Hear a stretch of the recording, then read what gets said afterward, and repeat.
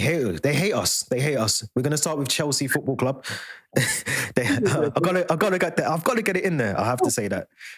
I have to defend my team, but 74 charges. If we're being honest, 74 charges is what Chelsea have been given due to inconsistencies with financial payments to agents and intermediaries as well. All the rest of it. Yeah. In terms of historical, this isn't about recent transfers activity. This is historical for a period of time, which was Roman Abramovich's era under the ownership.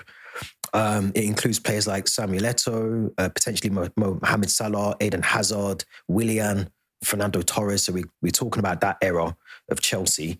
74 charges that were highlighted. And I have to say this is the caveat. This was brought to the FA's attention by Clearlake and his associates who were doing their due diligence as part of the takeover. What's your thoughts, Baz? What do you think's happened? What's gone wrong? Is this a common practice for football clubs? It must be a common practice because I'm surprised that the Premier League didn't. If this was an issue, they didn't pick up on this. Because when you're going far as back as Eden Hazard and the likes of Fernando Torres, that's over a decade ago. So I don't understand how it's got to over a decade and now this has been brought to light. The issue is what were the Premier League doing during that time, and what were clubs allowed to do and not do during that time? Because from the documentation of when you're signing a player would have had to have been given to the Premier League for their review, and they would have had all this information. So for me, I'm just surprised because obviously there would have to be a breakdown as payments, where the payments go in. Who is involved. So they must have had this information. This couldn't have come by the fact that Clearlake must have given it to them. Because obviously they've done their, like when they bought the club, they've done their due diligence and they've given this to the Premier League. Well, if they could have found this out, the Premier League must have had this information. I find it astonishing that the Premier League have gone this long without having this information readily available to them. So I'm kind of perplexed as to and why it kind of come to light very recently. Obviously, like I said, when the takeover was happening, the information was released to the Premier League. They've done the investigation. Well, I'm kind of perplexed that they weren't aware of this information prior to this. I think a lot of it comes down to some of the payments. This is as far as I'm aware. So I'm not saying this is the exact thing that's happened, but a lot of the payments were going into offshore accounts. They were sort of being hidden as part of the financial record. So I get why the Premier League or the FA might have missed it, because I suppose if they don't know what they're looking for, then they don't know. That makes sense. But at the same time as well, as part of that so it shouldn't take for Clearlake and Blueco to do their own due diligence and investigation to identify these things. For me, someone has caused a lot of negligence in terms of their doing at the FA or the Premier League by not doing this in the first place. They should have found, like you said, I suppose the governance in terms of player sales or player agent fees or whatever it is that they're highlighting as part of the breach of the ruling, it needs to be more robust then, because if you're able to do these things and get away with it for so long, which again, Chelsea have to hold their hands up because they've obviously done wrong, 74 charges, the governance then has to be reviewed because the governance isn't good enough. 100% isn't good enough. And the question is, Theo, how many other clubs are probably doing the same thing? I think all of them. I would assume Chelsea aren't the only club to have fallen foul. I just said the difference is this was reported to the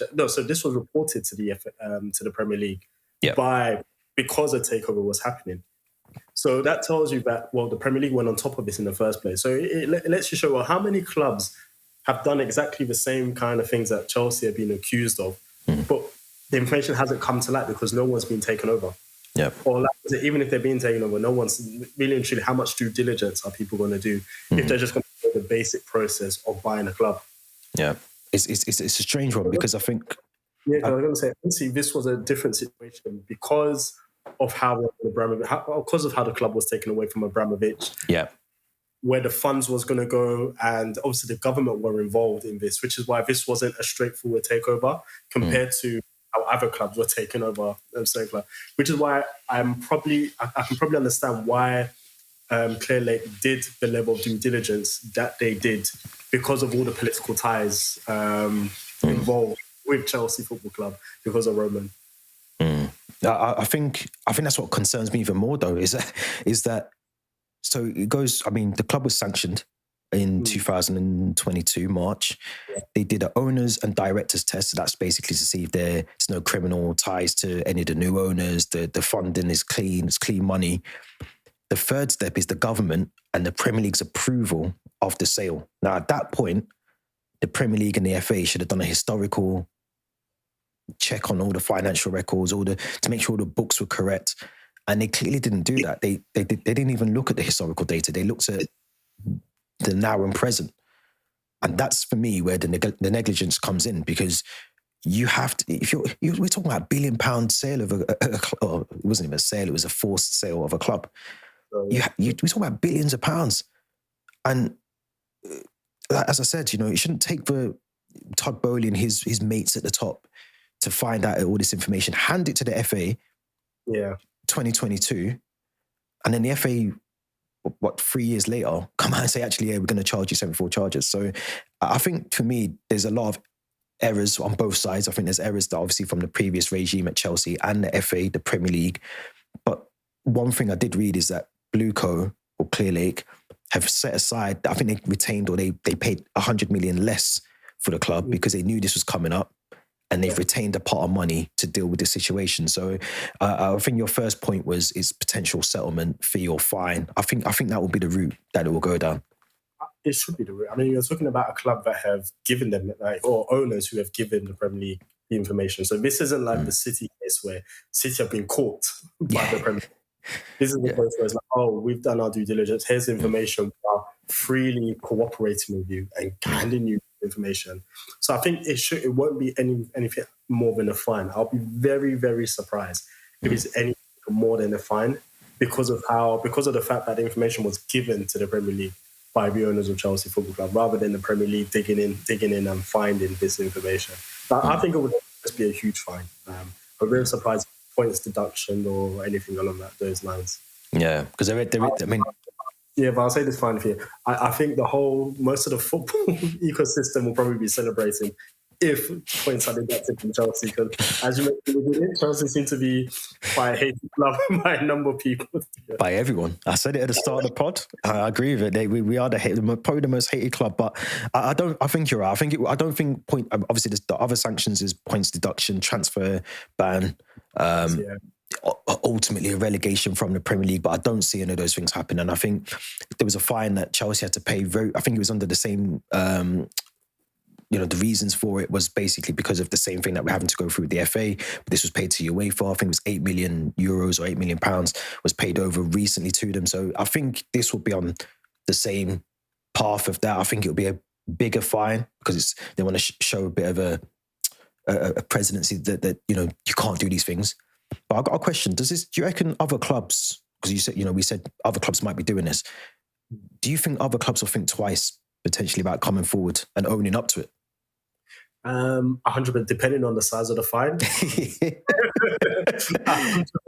If that fine is quite minuscule, where it's like, it doesn't affect us, I think some clubs may have a discussion with themselves like, do we kind of... Oh, we just found these things here from 2004. Can we just hand these into you? We did a random audit and this came up. But if that fund is quite hefty, all of them are going to keep strong. None of them want that kind of fine. It just makes you wonder, like, do you get sort of a, like in a criminal case, you get like a lesser sentence because you plead not guilty. If you plead not guilty, they throw the book at you. So I feel like, do they kind of show a bit of leniency for the fact that we as the club found these, identified them, handed them to you, or did they go actually no, we don't care, we're going to give you £100 million fine? Yeah, I personally think they should. But at the same time, here's another issue that people need to consider.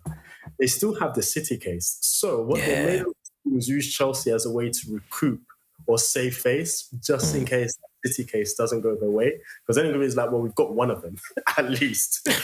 I was going to say that as well. I was going to say to you, do you reckon that's kind of... So I've got two theories. I think the first theory is that, and I've said it on my Chelsea podcast, I'm going to say it on this one as well, the government still have the proceeds of the sale. They still have that fund sat in their bank account. It's still locked in whatever account. No one there. It's still locked there. It's gaining interest every single day. Like I'm sure I've done the calculations very rubbish calculations, but I think we sold it for 2.5 billion. Theoretically, as of today, there should be 2.9 billion in that account. Wouldn't surprise me. Would not surprise. Do you know what I'm saying? Like, there's a lot of money just sat around. And I feel it's just a delay tactic for the government to then release that funds to Ukraine or to Russia. I think Abramovich wanted it to go to both. And that's why there's a discrepancy about where the money goes to, because the government wanted to go to Ukraine. Abramovich wanted to go to both Russia and Ukraine. Is this a delay tactic to stop that? Or is it, like you said, is it just, is it something different?